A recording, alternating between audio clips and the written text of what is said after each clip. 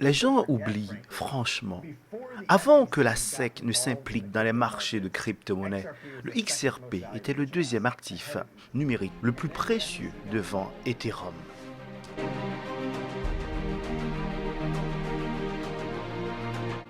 Je ne sais pas combien de temps va durer cette vidéo, mais aujourd'hui nous avons énormément de choses à voir. Nous allons voir le marché du cross-border payment qui est estimé à 300 trillions de dollars d'ici 2030. Nous allons voir ce que c'est le CCIP, nous allons parler de Chainlink, de Axelar, de Swift et du potentiel de Ripple et son XRP, mais aussi de Hedera Hgraph. Les amis, ce que nous pensions n'est même pas 5% de ce que réellement ces protocoles peuvent faire. Il est très important de bien le comprendre parce que c'est quelque chose qui se joue vraiment sur le long run. Et aujourd'hui, on est à l'aube de tout ça. Nous allons voir aussi que le chemin est ouvert. On vient de voir à l'introduction de la vidéo que la SEC a bloqué. Mais maintenant, on vient de nommer un nouveau directeur de la SEC. Et c'est là que les choses commencent. Mais avant, abonne-toi à la chaîne. Les amis, bienvenue. Nous ne pouvons pas oublier qu'avant que la SEC ne s'implique dans les marchés des crypto-monnaies, le XRP était le deuxième actif numérique le plus précieux devant Ethereum. Puis la SEC est intervenue et a dit que nous pensons que Ether est probablement en règle. L'ETH a alors augmenté et ensuite ils ont poursuivi Ripple et le XRP a chuté. Vous savez, ce n'est pas comme cela que notre gouvernement est censé fonctionner.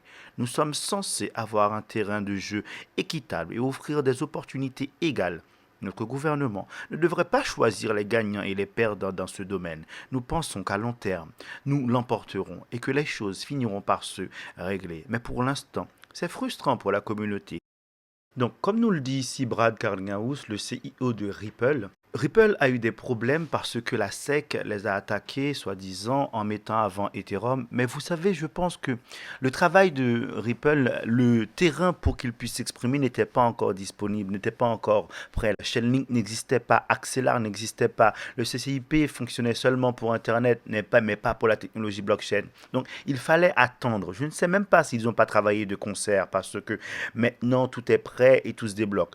Quoi qu'il en soit, le frein, le problème, c'était la SEC. Et Donald Trump vient de nommer un nouveau directeur de la SEC. Nous espérions que ce soit un des membres de bord de Hedera Hgraph, mais finalement, c'est quelqu'un d'autre, c'est Paul Atkins, qui est avocat et qui est pro-crypto. Donc, la SEC est extrêmement importante et étant donné que c'est une personne qui est pro-crypto, nous allons avoir une régulation qui est favorable. Et là, je vais vous montrer qui est ce fameux monsieur pour que vous puissiez bien avoir son visage en esprit. Donc c'est Paul Atkins qu'on voit ici à l'écran. Donc non, Ripple n'aura plus de problème et les règles pour la crypto-monnaie seront plus faires, on dira. Alors maintenant que nous sommes à l'aube des CBDC, nous sommes à l'aube de la digitalisation du monde, de la tokenisation de tout ce qui peut exister, l'air, même l'eau et les forêts, eh bien Ripple est prêt pour réaliser son taf, ce dont pourquoi il a été créé. Maintenant, nous allons récupérer les informations fatidiques. La SEC est libre, le reste peut se mettre en place. Donc ici, on nous dit que le cross-border payment d'ici 2030, la tokenisation du real world asset bullish, que ça devrait atteindre les 300 trillions de dollars. 300 trillions de dollars d'ici 2030. Ça ne va pas arriver d'un seul jour, ça va arriver au fur et à mesure. La tokenisation va se mettre en place et il y a besoin de tout un système pour que cela fonctionne. Okay? Et c'est là que tout commence. On nous dit ici que Ripple et XRP sont déjà positionnés pour dominer le paysage financier mondial, avec un élan imparable qui fera augmenter les prix. 5 000 milliards de dollars quotidiennes via Swift. Swift traite 5 000 milliards de dollars par jour, ancrant le système financier mondial. Ripple n'a besoin de s'intégrer qu'à un seul des fournisseurs technologiques CBPR plus Swift comme Finastra, Volant, ECS et blablabla et blablabla. Pour accéder au réseau de 11 000 membres de Swift et son immense volume de transactions. Donc, Ripple a besoin seulement d'avoir un des partenaires de Swift et nous allons voir que Finastra travaille avec Ripple. Les banques de niveau 1 déplacent des milliers de milliards chaque année. Ripple est partenaire avec plus de 100 banques, y compris certaines des plus grandes institutions financières de niveau 1 au monde. qui traite des dizaines de milliers de milliards de dollars chaque année. Mais Ripple n'a pas seulement 100 banques, c'est plus de 200 banques. 80% de couverture mondiale. Les partenaires de Ripple lui permettent de couvrir 80% des principaux corridors commerciaux mondiaux, renforçant sa domination dans les paiements transfrontaliers. Ok, maintenant, réfléchissons à ce que nous venons de lire. Nous venons de voir que Ripple a la technologie pour déplacer 5 trillions de dollars par jour, que Ripple a seulement besoin d'obtenir un partenariat avec un des partenaires de Swift, que Ripple a déjà 200 banques avec qui, avec qui il a un partenariat. Et dans ces 200 banques, il y a les banques numéro 1. Et les banques numéro 1, il me semble, ce sont les banques centrales. Donc, Ripple est bien positionné. Ripple a un partenariat avec Finastra. Et bien évidemment, Swift ne va pas se laisser dépasser comme ça. Comme la fusion de CSPR avec Hedera Hashbar, vous savez, Prouvaï, eh bien, les protocoles généralement fusionnent. Mais je vais vous montrer step by step comment est-ce que ça se passe. On arrive ici, on se rend compte que Finastra FinTech a établi un partenariat avec Ripple. Ce partenariat sera profitable aux deux. Ripple a déjà 200 institutions financières avec lesquelles il est connecté. Bien sûr, 200 comparé aux 11 000 de Swift, c'est pas grand-chose. Mais souvenez-vous que Finastra est connecté à Swift et Ripple est connecté à Finastra. Et on vient de lire que Ripple a seulement besoin d'avoir un partenariat avec l'un des partenaires importants de Swift. Maintenant, Swift, qu'est-ce que c'est ? Society for Worldwide Interbank Financial Telecommunication est un système de messagerie sécurisé utilisé par les banques et institutions financières du monde entier pour envoyer et recevoir des instructions de paiement. En gros, c'est le réseau qui connecte plus de 11 000 banques dans plus de 200 pays, permettant de transférer de l'argent à l'international. Comment ça fonctionne? Swift ne déplace pas directement de l'argent. C'est comme un système de communication. Il envoie des messages codés qui contiennent toutes les informations nécessaires pour que les banques puissent exécuter les paiements entre elles. Par exemple, si une personne envoie de l'argent d'une banque en France à une banque aux États-Unis, Swift transmet le message pour que tout se passe en sécurité et en conformité. Pourquoi c'est important? Fiabilité, sécurité, interconnexion mondiale, standard universel, mais fiabilité et sécurité, ça ressemble à la technologie blockchain. Intercommunication mondiale connecte presque toutes les grandes institutions. Technologie blockchain, standard universel, tous les participants utilisent un format unique, ce qui évite les erreurs. Mais ça, c'est la norme ISO 222. Cependant, les alternatives comme Ripple avec le XRP commencent à émerger en promettant des transactions plus rapides, moins coûteuses, surtout pour les paiements transfrontaliers. En résumé, Swift, c'est le langage universel des banques pour transférer de l'argent partout dans le monde. Mais la concurrence de la blockchain arrive. Et Swift l'a capté. Et c'est là que nous allons voir maintenant comment Swift évolue, avec quel protocole il fusionne et que Ripple est déjà loin devant. Alors, nous avons là une publication de Swift qui nous dit que avec un marché projeté à atteindre les 290 000 milliards de dollars américains d'ici 2030, le dernier rapport de Y sur l'avenir des paiements mondiaux offre une analyse approfondie des moteurs de cette croissance et des innovations qui transforment l'industrie.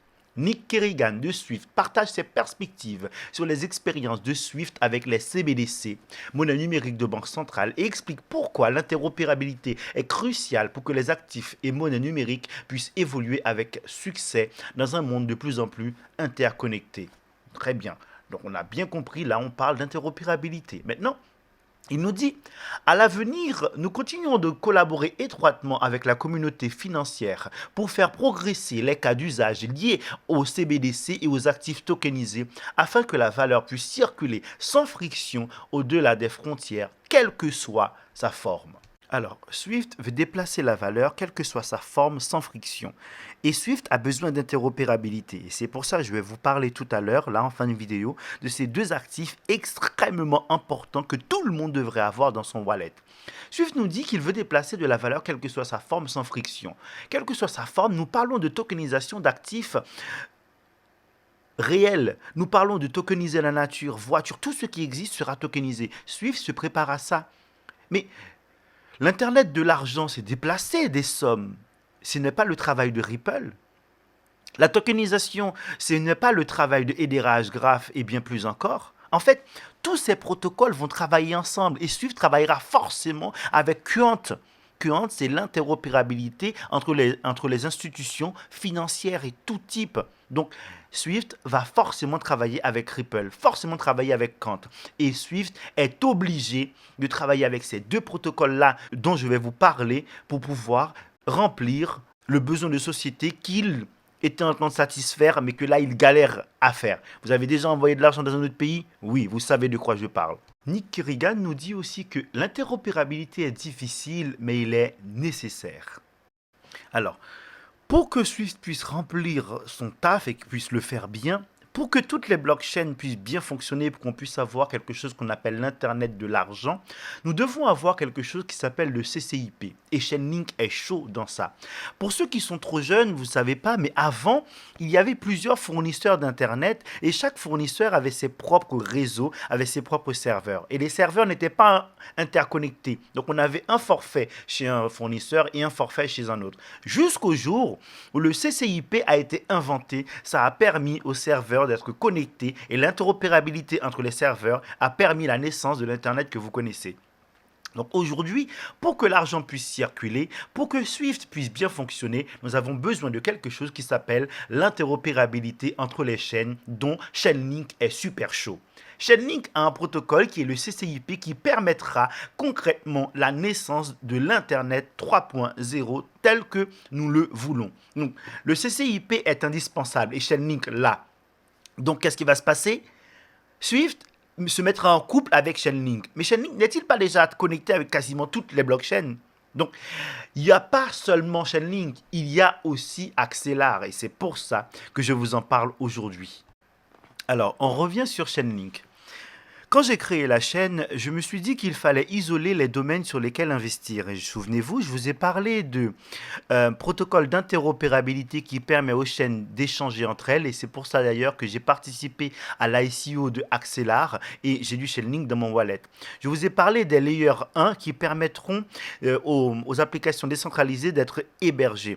Je vous ai parlé aussi des protocoles de jeux vidéo parce que les jeux vidéo, c'est plus gros que la musique et le cinéma ensemble. En fait, j'ai extrapolé des informations qui me semblaient être indispensables. Et aujourd'hui, le contexte semble me donner raison. Chainlink est extrêmement important. Aujourd'hui, Chainlink ne vaut pas grand-chose. Aujourd'hui, Chainlink, le market cap est quasiment ras au sol. Parce que les partenariats sont en train de se faire, parce que les gens ne sont pas au courant, parce que, en fait, le réel bull run n'a pas encore commencé. Parce que nous sommes à l'aube de tout ça. Donc aujourd'hui, plus que jamais, je vous mets devant les yeux Chainlink.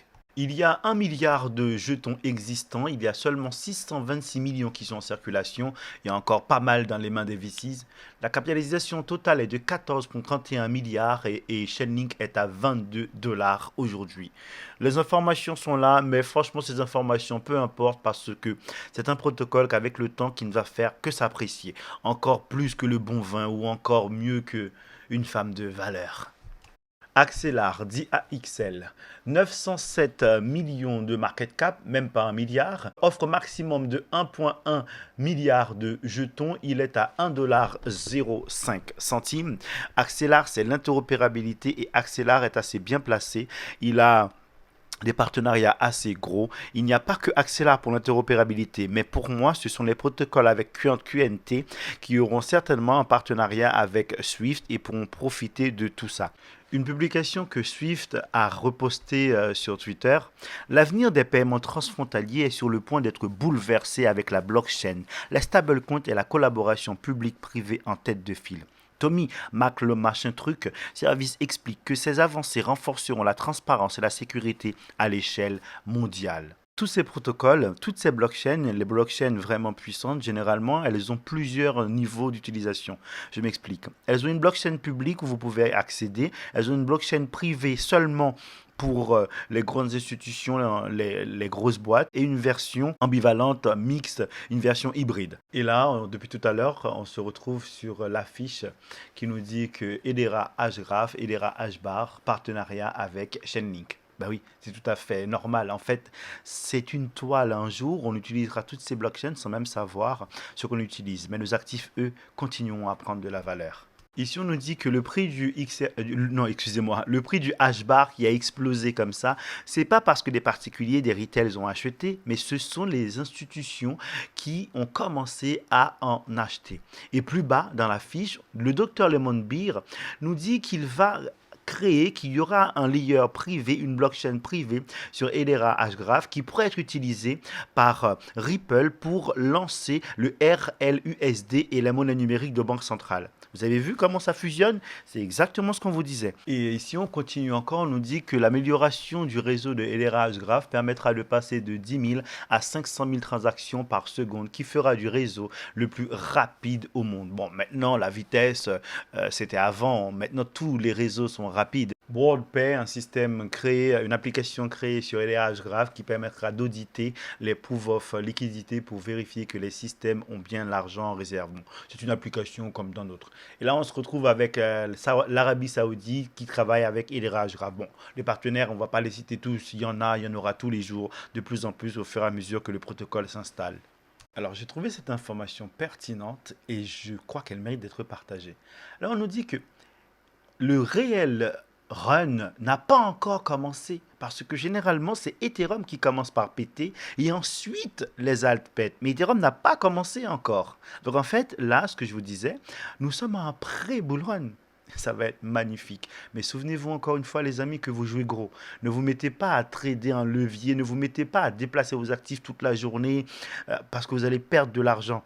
Faites attention, protégez vos sites phrases. Ah, d'ailleurs, je vais vous laisser dans la description des liens pour que vous puissiez vous achetez des ledgers et c'est assez intelligent d'avoir plusieurs ledgers. Un ledger où vous hébergez vos TP, vous envoyez sur la ledger. Un autre ledger, vous enlevez vos actifs des exchanges centralisés, comme ça ils dorment là. C'est important d'avoir des ledgers. Moi j'en ai 4, c'est très important, je vous le conseille vivement. Et comme vous avez pu le voir, ce n'est pas que Ethereum qui est en phase d'accumulation. PP aussi, mais on sait que PP mime Ether d'une manière assez étrange. Franchement, j'ai hâte de découvrir qui a créé cet actif. Et là, on se retrouve sur Fox News. Il parle de PP, il parle de Chill Guy, mais vraiment, le monde est devenu n'importe quoi. Mais c'est très bon ça pour nous.